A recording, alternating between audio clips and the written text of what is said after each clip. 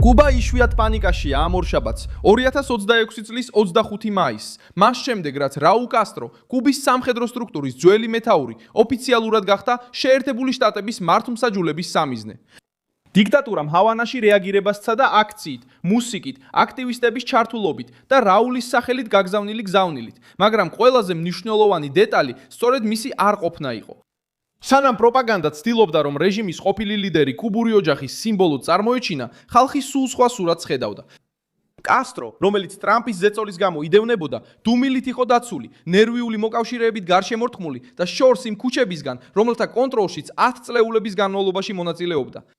და სწორედ აქ იწყებს დიქტატურის თეატრი ჩაოვარდნას, რადგან რეჟიმი ხალხს ავალებს, რომ რაულის საჯარო დაცვა მოახდინონ, მაგრამ ვერ ახერხებს მკაფიოდ ახსნას, სად არის ის, რატომ არ ჩნდება და რამდენად შორს შეიძლება მიიყვანონ ეს ალყა შეერთებულმა შტატებმა.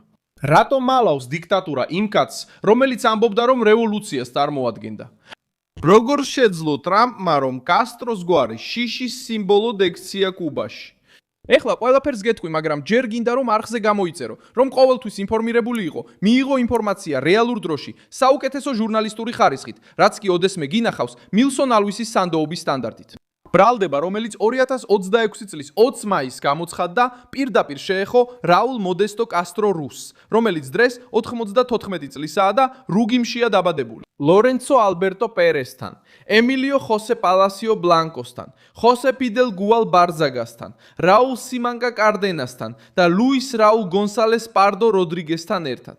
ამერიკელი ხელისუფლების განცხადებით, ისინი მონაწილეობდნენ გეგმაში, რომელიც დაკავშირებული იყო მაიამელი კუბელი დევნილების მიერ გამოყენებულ ორ უიარაღო სამოქალაქო თვითმფრინავზე თავდასხმასთან.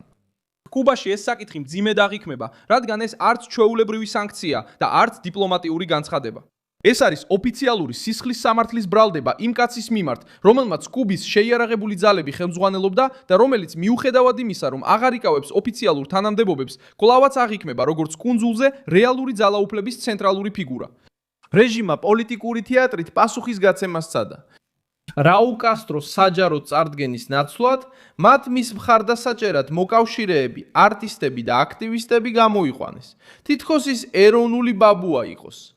მაგრამ ამ სცენამ ჰავანაში ერთი კითხვა გააჩინა, რომელიც ახლა ჰავანას აწუხებს. თუ რაული ასეთი ძლიერია, ასე კარგად არის დაცული და ასე თავდაჯერებულია, რატომ არ ჩნდება ის აშკარად მაშინ, როცა მისი სახელი ამერიკულ პროცესში ხმაურობს? მიმდინარე სიახლეებში ეს ქმედება უხერხულობის სიმბოლოდ იქცა, რადგან დაცვა შეტყობინებით, ორგანიზებული ტაშით და პროპაგანდით განხორციელდა. ამ დროს ჩვეულებრივი კუბელი ყველაფერს უყურებს, შიმებს, შიმშილს, ელექტროენერგიის გათიშვებს, რიგებსა და რეპრესიას უპირისპირდება. დონალდ ტრამპმა კუბის დიქტატურა ისეთ ზეწოლას დაუპირისპირა, რომელიც მხოლოდ სიტყვებს არ შემოიფარგლება. 2026 წლის 1 მაისს თეთრმა სახმა რეჟიმის ხელისუფლების წარმომადგენლების წინააღმდეგ ახალი სანქციები გამოაცხადა. პირები, რომლებიც დაკავშირებულნი არიან უსაფრთხოების აპარატთან, აგენტები, რომლებიც კორუფციაში არიან ჩართული, ადამიანის უფლებების სერიოზულ დარღვევებში მონაწილეები და კუბის მთავრობის მატერიალური მხარდამჭერები. ეს ზომა ასევე ხსნის გზას იმ ორგანიზაციებისა და ფინანსური ინსტიტუტების წინააღმდეგ, რომლებიც სანქცირებულ პირებთან ტრანზაქციებს ხელს უწყობენ. ჰავანასთვის ეს მტკივნეული დარტყმა, რადგან რეჟიმი ეკონომიკური გადარჩენისთვის დამოკიდებულია გარექსელებზე, სამხედროების მიერ კონტროლირებად კომპანიებსა და შუამავლებზე. სახაზინო დეპარტამენტმაც გააძლიერა ზეწოლა. მან შექმნა სანქციების ახალი პროგრამა, რომელიც კუბას უკავშირდება, ძველი წესებისგან განცალკევებულია, მაგრამ მათ ემატება.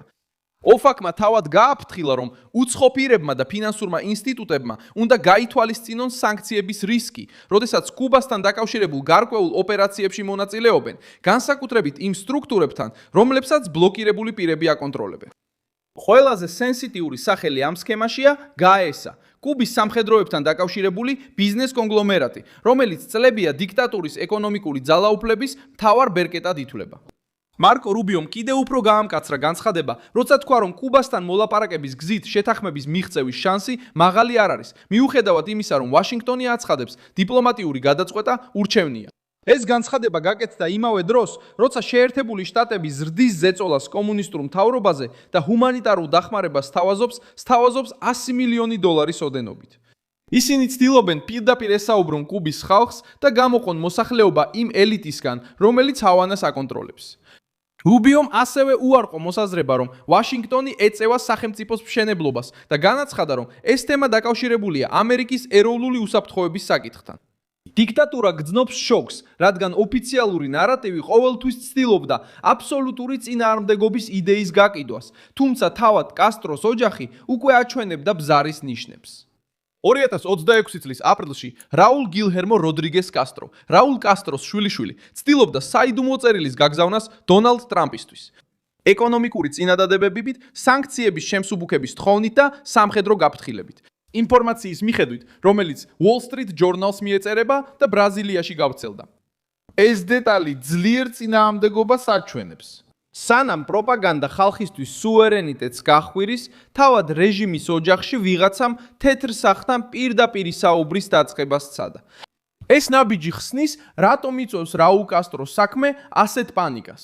ეს მხოლოდ ამერიკული სასამართლოს შიში არ არის. ეს არის შიში იმისა, რომ კასტროს ოჯახის ისტორიული დაცვა შეიძლება დაინგრეს. წლების განმავლობაში რეჟიმი თავის მეთაურებს მივებს მიუწვდომელ პირებად მიიჩნევდა, რომლებიც დაცულნი იყვნენ თანამდებობებით, მედლებით, გამოსვლებითა და ინფორმაციის სრულყოფილი კონტროლით. ეხლა შეერთებული შტატების ბრალდება ოფიციალურ პროცესში ასახელებს სახელებს, თარიღებს, სამხედრო ფუნქციებსა და პასუხისმგებლობებს. ძმები გადასარჩენად თვითმფრინავების საქმე, რომელიც ადრე ჰავანას მიერ გადალახულ ეპიზოდად ითვლებოდა, ახლა კვლავ აქტუალური ხდება და იურიდიულ მნიშვნელობას იძენს. ქუჩებში დაძაბულობა სხვა ფორმით ვლინდება. ანტილაში, ჰოლგუინის პროვინციაში ცნობები მიუთითებს პროტესტებზე, დაპატიმრებებსა და არაპროპორციულ პოლიციურ ყოფნაზე, რომელიც მოსახლეობის დაშინებას ისახავს მიზნად. კუბელების მიერ აღწერილი სცენა აჩვენებს, როგორ მიდიან აგენტები ადამიანის წასაყვანად ისე, თითქოს ის დიდი საფრთხეა. მაშინ როცა მეზობლები კითხულობენ, რატომ სჭირდებათ ასეთი ძალა იმისთვის, რომ წაიყვანონ ადამიანი, რომელმაც უბრალოდ მონაწილეობა მიიღო აქციაში. ეს მეთოდი ძველია. ჯერ ხალხი თავისუფლებას ხვირის, შემდეგ რეჟიმი ამოიცნობს, ზეწოლას ახდენს, აჯარიმებს, აპატიმრებს და ცდილობს ეს მაგალითი ჩაახშოს, რათა აჯანყება არ გავრცელდეს. კონტრასტი სასტიკია, რადგან მაშინ, როცა ხელისუფლება რაულ კასტროს დასაცავად აქციებს აწყობს, ჩვეულებრივი კუბელები სასჯელს იღებენ მხოლოდ იმისთვის, რომ გადარჩენას ცდილობენ. ხანდაზმულს 22,000 პესოს ჯარიმა სავარაუდოდ დააკისრეს ლიმონების გაკიდვისთვის. სცენა, რომელიც ასახავს რეჟიმის ელიტასა და მოსახლეობას შორის არსებულ დისტანციას. ერთ მხარეს არიან დაცული ხელმძღვანელები, სამთავრობო მანქანები, პროპაგანდა და პრივილეგიები. მეორე მხარეს კი ხალხია, რომელიც საკვების საკიდლად აუცილებელს ხიდის და სახელმწიფოს მხრიდან კრიმინალებად მიიჩნევიან. სახელმწიფოს, რომელიც ყველაფერს აკონტროლებს, მაგრამ არც საკვებს, არც ენერგიას და არც თავისუფლებას არ აძლევს. ეკონომიკური კრიზისი კიდევ უფრო ამძიმებს მდგომარეობას. ბოლო დროის რეპორტაჟები აჩვენებს, რომ კუბაში საწვავის ბაზარი სულ უფრო იზღუდება. ციფრული რიგები, შეზღუდული თვიური შეძენა და ზოგიერთ გაკიდვის არხში ბენზინის ფასი $12 აღწევს. ეს რეალობა პირდაპირ აისახება ტრანსპორტზე, საკვებზე, მომსახურებაზე და იმ ადამიანების ყოველდღიურობაზე, რომლებიც უკვე ცხოვრობენ ელექტროენერგიის გათიშვებსა და ძირითადი პროდუქტების დეფიციტში. როდესაც ტრამპი გარედან აჭერს რეჟიმს და მოსახლეობა შიგნით იტანჯება, დიქტატურა ცდილობს ბრალი ვაშინგტონს გადააბაროს. მაგრამ ქუჩაში ხედავენ, რომ კუბის ელიტა ინარჩუნებს პრივილეგიებს, მაშინ როცა ხალხი იხდის ფასს. ჰავანის პასუხით სამხედრო ნერვიულობას აჩვენებს. რეჟიმი ცდილობს აჩვენოს მზადყოფნა, ამოძრავოს ტექნიკა, ისაუბროს სუვერენიტეტის დაცვაზე და ნებისმიერი გარე ზეწოლა კუბის წინააღმდეგ მუქარად წარმოაჩინოს. მაგრამ ეს ინსცენირება ცენტრალურ პრობლემებას ვერ აგვარებს. ეხლა სამიზნე კუბის ხალხი კი არა, არამედ ის ელიტაა, რომელიც ძალაუფლებას აკონტროლებს. ამერიკული ზეწოლა მიმართულია ხელმძღვანელების, ფინანსური ქსელების, სამხედრო პირებისასა და რეპრესიასთან დაკავშირებული პირების წინააღმდეგ. ეს განსხვავება მნიშვნელოვანია, რადგან ანგრევს პროპაგანდას, თითქოს რეჟიმის წინააღმდეგ მიმართული ყველა სასჯელი მოსახლეობის წინააღმდეგ იყოს მიმართული. კასტროების შიში იზრდება, რადგან ეს შემთხვევა იზოლირებული არ არის. ბრალდება რაულის წინააღმდეგ ჩნდება სანქციების, ფინანსური გაფრთხილებების, ჰუმანიტარული დახმარების გარშემო დავისა და ვაშინგტონის სულ უფრო პირდაპირი განცხადებების შემდეგ.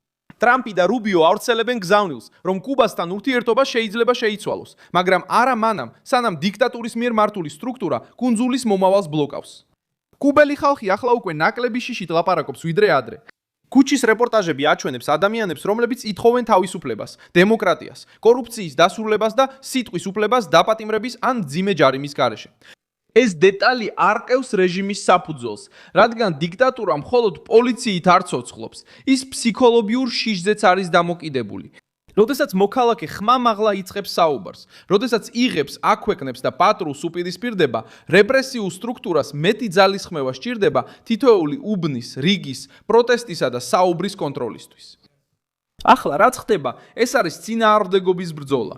ვაშინგტონმა უნდა გააგრძელოს რეჟიმზე ფინანსური ზეწოლა, სამიზნე დაიღოს სამხედრო ქსელები და ხელმძღვანელი ფიგურები. ჰავანამ უნდა გააძლიეროს პროპაგანდა, შიდა რეპრესიები და ბრალდებები შეერთებული შტატების წინააღმდეგ, რათა შეინარჩუნოს კონტროლი. სხვაობა ისაა, რომ რაულ კასტროს შემთხვევამ გახსნა ჭრილობა, რომელიც მხოლოდ სიტყვებით არ ხურება. როდესაც სამხედრო სტრუქტურის ისტორიული ლიდერი ოფიციალურად ხდება შეერთებული შტატების სამიზნე და საკუთარ აქტივისტებთან ძლიერად აღარ ჩანს, დიქტატურა ორმაგ ზეწოლას აწყდება. გარედან ტრამპის ალყა. შიგნიდან კი ხალხი, რომელიც დაიღალა ჩუმად მორჩილებით, მაშინ როცა კასტროები ცდილობენ საკუთარი თავი გადაარჩინონ. მე ვარ მილსონ ალვესი, Global ინტერნაციონალისტი და ჩემი მიზანია ყოველდღე მოგაწოდო ჭეშმარიტი ინფორმაცია. სიახლეების ბმულულები ვიდეოს არწერაშია. დალაიქე ეს ვიდეო, გამოიწერე არხი და ბოლოს გადახედე კომენტარებს, რომ კიდევ უფრო მეტად ჩაერთო მილსონ ალვესის გლობალის საზოგადოებაში.